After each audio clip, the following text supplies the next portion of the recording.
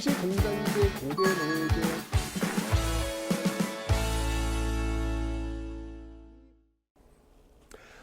네, 안녕하세요 여러분들. 역사는 최태성 따단. 네. 자, 여러분들 항상 그런 이야기를 하죠. 이 세상에서 가장 존중해야 될 사람이 누군지 아세요? 큰별쌤? 땡큐. 세상에서 가장 존중해야 될 사람은 바로 자신이죠. 자신입니다. 그런데 우리는 우리 스스로에게 대해서 너무 이렇게 좀 잘해주지 않는 것 같아. 그렇지 않습니까, 여러분들? 이렇게 애쓰고 있는데 본인 스스로가 솔직히 말해서 뭐 제 주변에 있는 사람들이 저를 존중해 주겠습니까? 존중해 주려고 노력은 하겠지만 무엇보다도 가장 존중하는 사람은 바로 본인 자신인 것 같아요. 네, 여러 가지 방법이 있겠지만 여러분들 혹시 잠자리에 드실 때 그날 하루 여러분들이 무엇을 했는지 한번 떠올려 보시고 주무신 적 있어요? 거의 없죠. 그냥 피곤하게 팍 자죠. 근데 여러분들이 하루 보내신 그 시간은 정말 여러분의 귀한 시간이잖아요. 그죠? 그 귀한 시간에 여러분들이 무엇을 했는지 한 번만이라도 한번 돌아보는 것, 저는 이게 자기 존중의 한 연습이자 방법이다라고 생각이 듭니다. 오늘 하루 내가 무엇을 했는지, 나의 귀한 시간을 위해서 내가 무엇을 했는지를 둘러보면서 너 참 잘했다.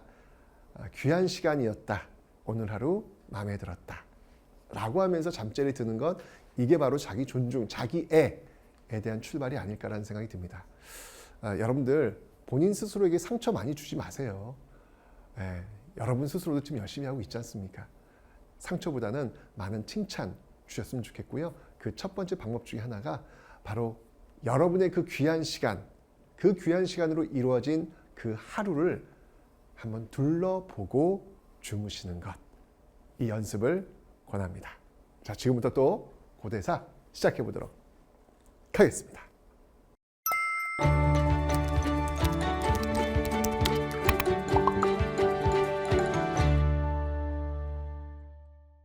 자, 이제 삼국시대 고구려, 백제, 신라 각각의 어떤 그 시대의 특징에 대해서 우리가 한번 살펴봤습니다. 참 배울 게 있어요. 역사라고 하는 게 여러분들 그냥 단순히 역사적 사실들을 암기해서 시험 문제를 푸는 과목이 아니라 이런 사실들 속에서 내가 어떻게 살 것인지 나의 인생에 연결시키는 그런 고리들이 굉장히 많이 있습니다. 한능검을 공부하시는 것, 합격하는 것도 중요하지만 바로 여러분들의 이 공부 시간을 통해 가지고 인생을 좀 바라볼 수 있는, 세상을 좀 바라볼 수 있는 그런 작은 그 창 하나, 이 강의를 통해서 여러분들이 가지신다면 전 정말 좋을 것 같아요. 자, 이제 고대 남북국 시대로 한번 가보도록 하겠습니다. 삼국시대 그 다음 시대가 이 남북국 시대죠. 자, 통일신라와 발해, 남쪽에 있는 나라가 통일신라, 북쪽에 있는 나라가 이제 발해가 되겠습니다. 사실 이 남북국이라고 하는 이 용어는요 언제 등장한 거냐면 조선 후기, 바로 실학자 유득공이라는 사람이 발해고라는 책을 써요. 이 발해고에서 바로 처음으로 남북국이라고 하는 용어가 사용이 되었고, 그건 지금까지 사용되고 있습니다. 남북국 시대. 네. 뭐 한 1000년 뒤에 또 지금의 우리 시대를 또 제2차 남북국 시대 이렇게 부를 수도 있어요. 네, 지금은 이제 우리가 지금 분단되어 있잖아요. 그죠? 한 1000년 지나면 1차 남북국 시대 통일신라 발해였다면 2차 남북국 시대 대한민국과 뭐 조선민주주의 인민공화국 뭐 이런 식으로 해서 또 평가할 그런 시간도 오지 않을까라는 그런 생각이 듭니다. 자, 먼저 여러분들 남국이었던 통일신라부터 한번 살펴보도록 하겠습니다. 일단 이 태종 무열왕 누군지 아시죠, 여러분들? 네, 바로 이 백제를 멸망시켰던, 기억나죠, 여러분들? 네, 백제를 멸망시켰던, 여기 있네. 백제를 멸망시켰던 그런 왕이 되겠습니다. 바로 태종 무열왕, 바로 김춘추입니다. 김춘추. 자, 이 김춘추인데요. 김춘추는 제가 앞에 설명드렸지만 최초의 진골 출신 왕이에요. 그 이전까지는 성골들이 왕을 했는데, 자, 이제부터 이게 끊겼죠. 예, 선덕여왕, 진덕 여왕, 여자로 이제 대가 끊긴 거예요. 끊기다 보니까 이제 성골이 이제 끝났으니까 그 다음 대를 이을 사람들, 원래 이제 왕족은 진골이 되면 안 되거든요. 근데 뭐 대가 끊겼으니까 어떡해. 그래서 이 진골로 넘어왔는데 그 최초의 왕이 바로 이 김춘추였다라는 거 기억해 놓으시면 되겠습니다. 김춘추. 자, 이 김춘추는요, 나당연합을 이끌어냈던 그런 인물이기도 하고요. 바로 백제를 멸망시켰던 인물, 김유신과 함께 이 일을 해냈습니다. 자, 이렇게 해서 통일신라가 이제 본격적으로 출발되는데 바로 이 문무왕입니다. 문무왕 때 이제 본격적으로 이 통일신라 출발하죠. 문무왕은 이제 고구려까지도 멸망을 시켰고 나당 전쟁을 승리로 이끌었죠. 그 대표적인 키워드가 바로 매소성과 기벌포 전투다라고 제가 설명을 드렸습니다. 그러면서 삼국 통일을 이뤄냈던 인물이 바로 저 문무왕이 되겠습니다. 뭐 여러 가지 이야기가 있는데요. 이 당시에 이제 통일이 되었으니까 제일 먼저 해야 될 게 뭐냐면 왕권을 강화시키고 지방을 통제하는 것, 이것이겠죠. 기본적으로 삼국을 통일했기 때문에 왕권은 강할 수밖에 없어요. 그런 상황 속에서 지방을 통제해야 된단 말이죠. 여러 가지 방법들이 있는데 그 중에 하나는 인질제도라는 게 있어요. 인질제도. 이게 뭐냐면 상수리 제도라는 건데 이 상수리 제도는요, 이런 겁니다. 그 지역에 있는, 그 지방에 있는 유력자, 그 유력자를 경주에 와서 머물게 하는 거예요. 그래서 만약에 그 지역에서 뭔가 반란이 벌어졌어, 그럼 이 경주에 와 있는 그 유력자, 그 지역의 유력자를 죽여버리는 인질 제도라고 보시면 되죠. 근데 이 상수리 제도가 나중에 고려 시대가 되면요, 태조 왕건 때 기인 제도라는 것으로 또 연결이 될 겁니다. 기인 제도는 이제 유력자의 자제들, 아들들이 와가지고 또 인질로 잡혀있는 그런 모습이라고 보시면 되겠네요. 이런 상수리 제도의 어떤 그 모습들이 문무왕 때부터 나타나고요. 그 다음에 이제 외사정을 파견합니다. 여러분들 왜 사정기관이란 말 들어보셨죠? 뭐 감찰, 검찰 이런 그 뭐 잘못된 비리 같은 것들을 추적하는 어떤 그런 기관들이 될 텐데 사정기관인데 여기에 외자가 붙었네. 이거 그러니까 지방, 지방으로 파견하는 이런 사정기관이라고 보시면 되겠습니다. 그러니까 지방에 있는 어떤 그 유력 세력들을 감시하고 견제하겠다라는 의도가 지금 보이고 있는 거예요. 이런 상수리 제도와 이런 외사정이라는 걸 통해 가지고 문무왕은 일단 이 삼국을 통일했기 때문에 지방에 대한 어떤 통제 이런 게 중요했죠. 그래야 빠르게 안정화시킬 수 있으니까, 그죠? 그리고 정말 이 문무왕은 뭔가 이 아버지를 따라서 삼국을 통일했기 때문에 진짜 찐 애국자, 정말 찐 애국자. 내가 죽어서도 내가 우리나라를 지키겠다. 내가 죽어서 동해바다의 용이 되겠다라는 유언을 해가지고 실제로 그의 무덤이 어디 있냐면요. 일반적으로 이제 신라인들의 무덤, 왕들의 무덤 하면 여러분들 경주에 가시면 큰 릉들 있잖아요. 뭐 대릉원 뭐 이런 게 있잖아요. 그게 일반적인데 문무왕 같은 경우에는 거기에 없어요. 문무왕은 죽어서 용이 되겠다. 바다, 동해바다 용이 되겠다라고 해가지고 무덤이 어디 있냐면 바다에 있어요. 아마도 화장을 해가지고 그것을 바다에 묻은 것 같습니다. 그게 바로 대왕암이라고 하는데, 문무대왕암, 유명한 문무대왕암이라면 역시 경주에 가시면 그 간포 앞바다, 경주에서 좀 이제 가시면요, 간포 앞바다가 있어요. 그 간포 앞바다에 대왕암이 있죠. 그 대왕암을 바로 문무대왕암이다. 이제 이렇게 이야기를 좀 많이 하고 있는데, 그 문무대왕암 그 앞이 그 기가 엄청나대요. 제가 실제로 이제 KBS 촬영 때문에 문무대왕암에 제가 직접 들어가서 촬영을 했었거든요. 근데 그 문무대왕암 안에서 밖을 해변가를 보니까 그 무당들이 와 거기 와가지고 북치면 동동동동동. 근데 그렇게 기가 많이 받는 그런 곳이라고 하네요. 네. 어쨌건 그 문무대왕암, 네 이렇게 동해바다에 그만 정말 찐 애국자 문무왕이었습니다. 자, 본격적으로 이 통일신라의 그 기초를 다 갖춘 왕이 누구냐면요, 바로 그의 아들이죠. 지금 아들 연결되고 있는데 그게 바로 신문왕이 되겠습니다. 뉴스페이퍼 킹. 네, 신문왕. 자, 이 신문왕은 여러분들 사실은 이제 시험에 제일 많이 나오는 왕이 바로 이 신문왕이에요. 신문왕입니다. 이 신문왕은 어떤 일들을 했는지를 여러분들이 정치, 경제, 사회, 문화로 나누어서 좀 접근을 하실 필요가 있겠어요. 자, 먼저 정치입니다. 일단 기본적으로 김흠돌의 난을 제거하는데 여러분들 이게 키워드예요. 김헌창의 난과 이 김흠돌의 난을 좀 비교하셔야 돼요. 김흠돌의 난은 통일신라를 여는 출발점이라고 보시면 되고요. 김헌창의 난은 통일신라 말기를 여는 출발점이라고 보시면 돼요. 그 키워드예요. 그래서 김흠돌과 김헌창을 반드시 구분하셔야 됩니다. 김흠돌이란 이름이 나왔어. 아, 이거 통일신라 초기를 여는 키워드. 김헌창이란 이름이 나왔어. 아, 이거 통일신라 후기를 여는 키워드. 이렇게 여러분들이 좀 정리를 해 놓으셔야 돼요. 자, 먼저 이 김흠돌의 난입니다. 사실 근데 이 김흠돌은 이제 왕의 그 장인인데 과연 이 김흠돌이 난을 일으켰느냐에 대해서는 학계에서 좀 논쟁이 많이 있어요. 여러분, 정치라고 하는 건 무섭습니다. 난을 일으키지 않아도 난을 일으켰다고 해서 죽여버리는 경우가 굉장히 비일비재해요. 조선시대 가시면 여러분 태종 이방원이 세종의 장인 시몬이라는 사람이 있는데 그 시몬을 죽이지요. 이유는 간단합니다. 네, 시몬이 중국의 사신으로 갈 때 이 서울에 있는 많은 사람들이 그를 환영하러 나갔다. 그래서 이 서울이 그냥 텅 비었다. 태종 이방이 기분이 안 좋았던 거예요. 이렇게 인기가 많아? 그럼 나의 아들 세종이 버겁겠는데? 라고 해서 죽여버린다고요. 이게 정치거든요. 그러니까 시몬은 그런 생각 없었는데 죽임을 당할 수 있다는. 그래서 김흠돌도 역시 마찬가지 그런 거 아니냐. 그러니까 신문왕이 자신의 왕권을 강화시키기 위한 희생양이 필요했고 있지도 않은 난을 조작을 해가지고 이거 난이다 라고 해서 실세였던 이 김흠돌을 제거하면서 바로 자신들한테 대항적인 그런 진골 귀족들을 제거하는 하나의 모습이 아니었겠느냐 이렇게 보는 시각도 있습니다. 어쨌건 김흠돌의 난으로 통일신라 초기가 문을 연다라고 보시면 돼요.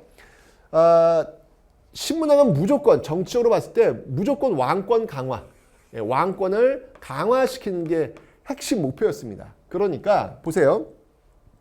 상대등 화백회의 장이잖아요. 뭐 이런 그 귀족회의가 백제에는 정삼이 있고 고구려에는 제가회의가 있다고 설명드렸는데 이 화백회의의 장, 귀족들의 짱이에요. 그러니까요. 그러면 그 상대등의 그 권한, 발언권, 힘 실어줄까 안 실어줄까? 당연히 안 실어주겠죠. 왕권을 강화시켜야 되는데. 그죠? 약화시킵니다. 상대등 세력을 약화시키고요. 그리고 자신의 오른팔이라고 할 수 있는 그 집사, 여러분들 왜 집사 아시죠? 집사. 내 모든 것들을 다 해결해주는 나의 정말 오른팔. 그런 집사부의 짱, 바로 시중이라고 있어요. 그 시중의 권한을 강화시킵니다. 그러니까 나한테 견제구가 들어올 수 있는 그 회의의 짱, 상대등은 약화시키고 나의 오른팔이라고 할 수 있는 그 집사부의 시중의 힘은 강화시키는, 이러면서 친정체제를 구축하는, 왕권을 강화시키는 그런 모습들을 지금 보여주고 있다라는 것을 볼 수 있겠죠. 그리고 그 진골들을 제거했잖아. 제거했으면 그 빈자리에 누군가를 채워 넣어야 될 거 아니에요. 그들을 누구로 채워 넣냐면 바로 육두품들을 채워 넣습니다. 그러면서 육두품들이 자신들한테 충성할 수 있는 그 시스템을 구축해내는 거예요. 육두품들은 좋겠죠. 사실 이 골품 제도에서 상당히 이제 좀 뭔가 차별받고 그랬는데 왕이 직접 써주니 얼마나 좋아요. 충성할 수 있는 여력이 있잖아요. 그죠? 그래서 육두품들을 등용하는데 그 대표적인 일화가 바로 설총이라는 사람이 있습니다. 설총은 누구의 아들이냐면 놀랍게도 원효의 아들입니다. 스님 원효의 아들. 어머, 스님께서 아들이?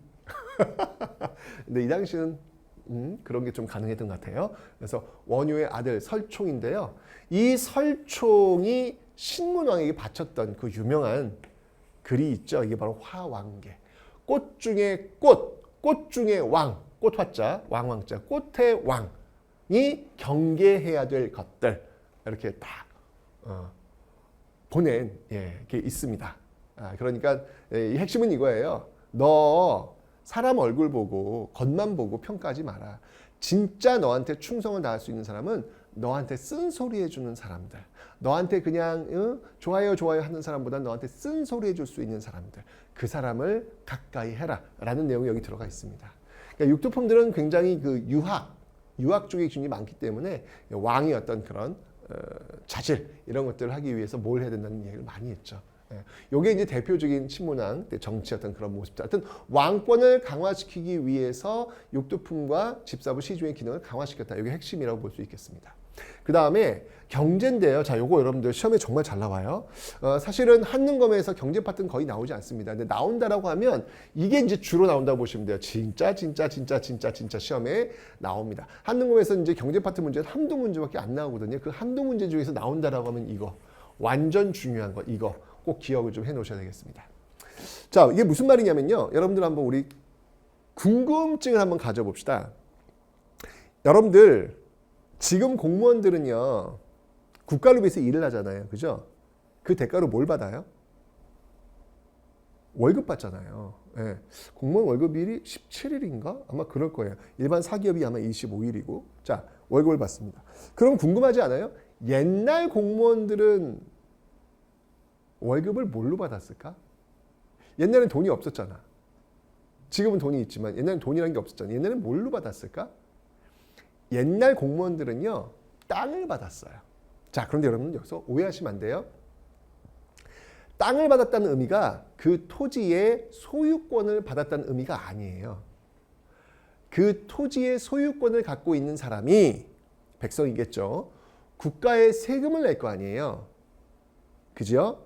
그러면 그 토지를 받았다는 얘기는 뭐냐면 그 토지의 소유권을 갖고 있는 사람이 국가에 내는 세금, 그 세금을 국가 대신 공무원이 받는다라는 의미에서 땅을 받는다 이런 표현을 쓰는 겁니다. 자, 이게 뭐냐면 즉 그 토지의 소유권을 갖는 게 아니라 그 토지에서 나오는 세금을 거둘 수 있는 권리, 이 권리를 뭐라고 하냐면 거둘 숫자 세금 조자 세금을 거둘 수 있는 권리 수조권이라고 이야기하는 거예요. 기본 개념 알고 계셔야 돼요. 왜냐면 이게 지금도 설명할 거고요. 고려시대도 설명할 거고요. 조선시대도 설명할 거예요. 옛날에 공무원들이 받는 월급은 수조권이라고 보시면 돼요. 이거는 어느 시대나 다 똑같아요. 자, 그런데 자 여기서 지금 이 노급이라는 걸 좀 잘 보시기 바랍니다. 이 노급은요. 이게 뭐냐면 말 그대로 녹. 이건 이제 월급할 때 녹이에요. 녹봉할 때 그 녹자예요. 녹으로 뭘 받냐면 읍을 받는 거야. 우와. 왜 읍면동 하잖아. 그 읍을 받는 거야. 대박. 한 마을을 통째로 받는 거야. 그러면 그 마을을 통째로 받는다는 얘기 뭐예요? 그 마을의 땅을 내가 다 갖는 거예요? 아니라고 제가 설명드렸습니다. 그 읍에서 나오는 세금을 내가 다 거둘 수 있는 권리가 있다는 의미예요. 그 의미예요. 아셨죠? 그런데 이 노급은 뭐냐면 원래 국가는 세금을 이제 이 백성들로부터 어떻게 받냐면 크게 세금을 조세, 공납, 역 이렇게 받아요. 요거는 이제 생산량의 일부를 받는 것이고 역은 뭐냐면 노동력을 받는 거예요. 그런데 이 한 마을에 이게 읍이 있을 거 아니야. 읍에 이제 사람이 있을 거 아니야. 사람들이 살 거 아니야. 사람들이 그죠? 이렇게 살면 이들이 내는 세금 이걸 이제 조세라 그래요. 그죠? 그리고 이들의 노동력을 역이라 그래요. 그런데 이 노급은 뭐냐면 이 사람들이 조세를 국가에 낼 거 아니야. 이것뿐만 아니라 이 사람들이 국가를 위해서 제공하는 노동력 있죠. 이것까지 가져갈 수 있어요. 노급은요. 그럼 여러분들 이 역은 지금 노동력인데 이건 뭘로 전환될 수 있냐면 군사력으로 전환될 수 있겠지. 군사력으로. 그러니까 귀족들이 노급을 받는다는 얘기 뭐냐면 그 지역의 노동력을 내가 마음껏 쓸 수 있다는 이야기예요. 이건 군사력으로 전환될 수 있겠죠. 이거는 왕권을 강화시킬까 약화시킬까? 당연히 약화시키죠. 왜냐면 귀족들이 군사력을 가질 수 있는 거잖아. 왕으로서는 탐탁치 않은 거예요. 그죠? 그러니 당연히 노급을 왕권을 지금 강화시키는 게 숙제니까 노급을 폐지시켜야 되겠지. 그래서 뭘 했냐면 먼저 관료전이라는 걸 지급해요. 관료전이라고 하는 건 뭐냐면 바로 이 역. 관료전은 이거 안 됩니다.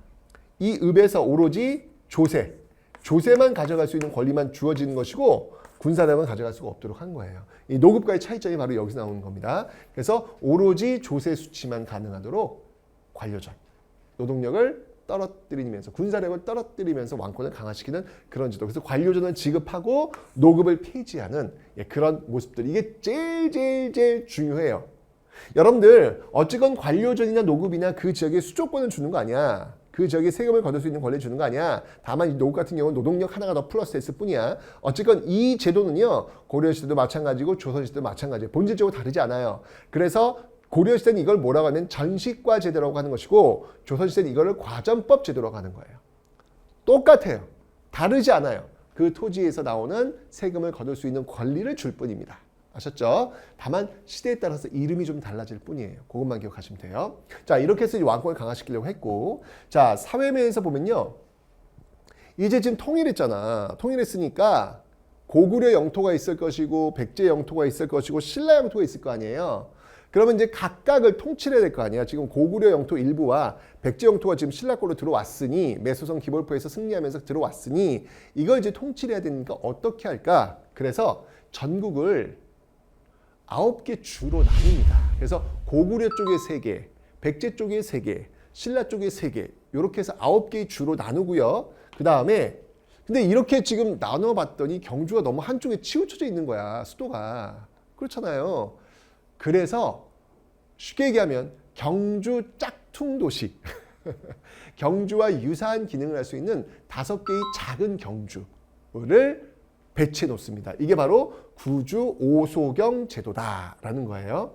그래서 이 5개의 경주, 작은 경주에 통해 가지고 수도에 너무 한쪽으로 치우쳐져 있는 편제성 이걸 극복하려 했다라는 걸 볼 수 있는데 대표적인 오소경주에 2개만 볼게요. 중원경과 서원경이 있어요. 중원경은 뭐냐면 충주예요, 충주. 그래서 여러분들 왜 고구려가 왜 충주 고구려비 세웠다고 하는데 옛날엔 이거를 중원 고구려비라고도 했습니다. 어쨌건 충주입니다, 충주. 예, 여기 고구려비가 있는 것이죠. 그리고 서원경이 있어요. 서원경은 지금의 청주예요, 청주. 청주에는요, 뭐가 발견됐냐면 여기서 2가지 중요한 게 있어요. 시험에 잘 나옵니다, 여러분들. 민정문서라는 게 발견. 이 민정문서는 뭐냐면 신라 시대 때 백성들로부터 세금을 거두기 위해서는 근거 자료가 필요할 거 아니야. 그 근거 자료를 적어 놓은 행정문서라고 보시면 돼요. 토지는 얼마 있으며 사람은 몇 명 있으며 이걸 적어 놓은 근거 자료. 이게 바로 민정문서가 되겠습니다. 그리고 와우, 고려 시대 때 직지심체 요절. 현존하는 세계에서 가장 오래된 금속 활자 본 직지심체 요절을 간행한 곳이 바로 이곳 청주에 있습니다. 네, 흥덕사라고 하죠. 청주 흥덕사에서 바로 이것을 간행했다. 그래서 서원경의 하나의 그 청주에 있는 역사적인 사고가 하나, 둘, 셋 대표적으로 이렇게 있는 거예요. 그러니까 시험 문제에 그 지역에 있는 역사적 사실들을 묻는 문제가 꽤 많이 나오는데 이거 나오면 되게 힘들어해요.